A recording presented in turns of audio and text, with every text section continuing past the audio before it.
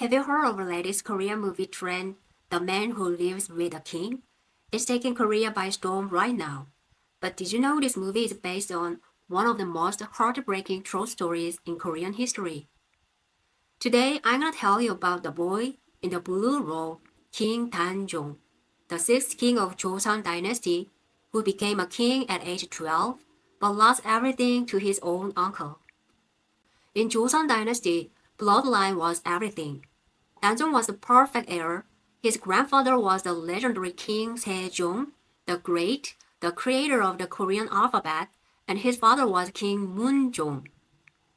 He was the first king in Joseon history to be a great-grandson, and son of kings in a direct line.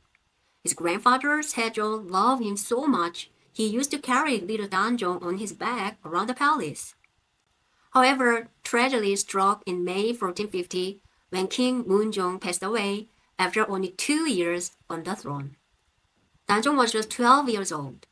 What made his father's death even more devastating was the absence of any elders to protect him. His mother had died shortly after giving birth to him, and his grandmother had passed away during the later years of Sejong's reign. Before Moonjong died, he left a final plea to his most trusted officer, Kim Jong-seo. Please look after my son. Kim Jong-seo became the only person the young King Danjong could truly lean on. One day, a document regarding government appointments was presented to Danjong. It involves a practice called 황표 정사, yellow mark administration. Usually, the king would pick the most suitable candidate from a list by marking them with a dot. However, Danjong noticed that mystery yellow marks had already been placed next to the certain names. Kim Jong-seo and other ministers had pre-selected their preferred candidates. Though it undermined his authority, Danjong had no choice to accept it, as Kim was his only shield.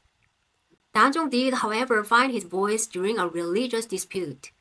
When officers pressured him to abolish Buddhist shrine, he stood firm, stating he could not undo what the previous kings had established.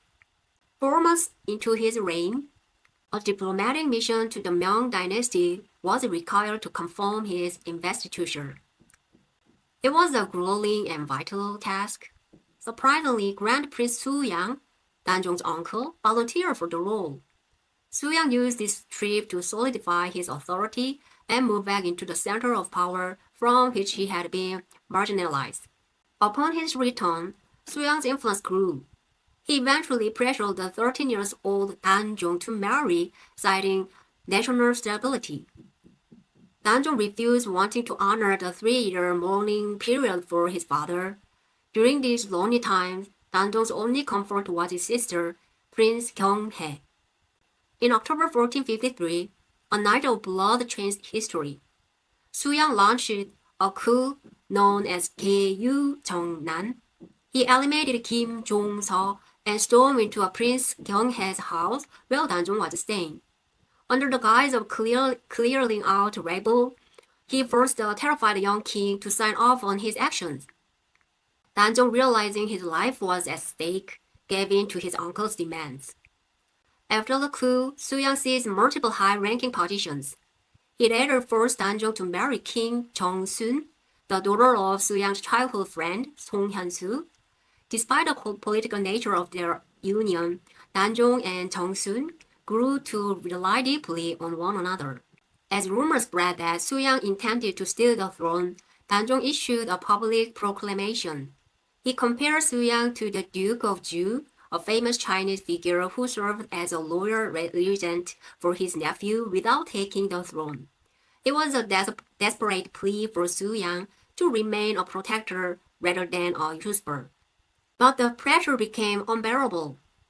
When Suyang's faction moved to execute Danjong's closest remaining allies, including his foster mother, Lady He Bin-yang, Danjong finally surrendered.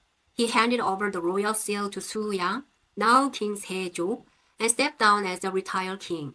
We call this retired king Sangwang in Korean. The final blow came a year later during the 6th martyred minister Sa Yuk-shin incident, a failed plot by scholars to restore Danjong to the throne.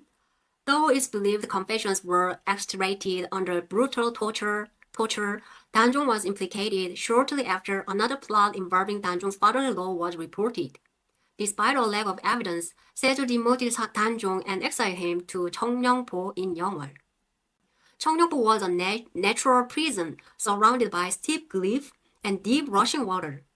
Most heartbreakingly, Danjong was forced to go alone. He was separated from Queen Jeongsun at Yeongdo Bridge in Cheonggyecheon. It is said the queen ran barefoot to bridge to catch one last glimpse of her husband. The name Yeongdo signifies the bridge of eternal parting, where they crossed paths for the last time. In exile, Danjong's only companion was a giant pine tree called Song. Its name means to see, Kwan, and hear, as it was said to have witnessed Danjong's cries of sorrow as it sat in its branches, looking for soul and longing for his queen. While the king was in exile, the queen was stripped of her title. To survive, she lived in a small hut outside the palace and dyed clothes to earn a living.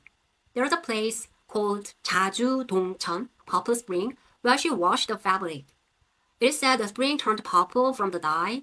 Local women, feeling sorry for her, would secretly throw food over her wall to help her survive.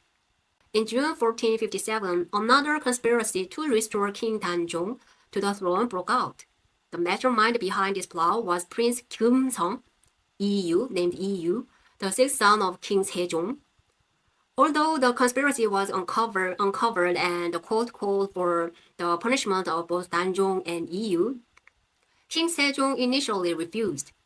Was this perhaps a final flicker of conscience, a hesitation to dispose of his own nephew? However, an unexpected turn of events reaches Danjong while he lived in a quiet exile. According to the annals of King Sejo-shillo, Danjong took his own life after seeing his close associates executed one by one. At only 17 years old, Danjong passed away. The official records say he took his own life out of fear, yet historical scrutiny leaves much room for doubt. Records suggest a darker reality that his uncle, King Sejo, ordered Danjong's death by poison. But how? This is one of Korea's biggest historical mysteries. Another legend says a servant strangled him while he slept to claim a reward. To this day, the truth remains buried in history.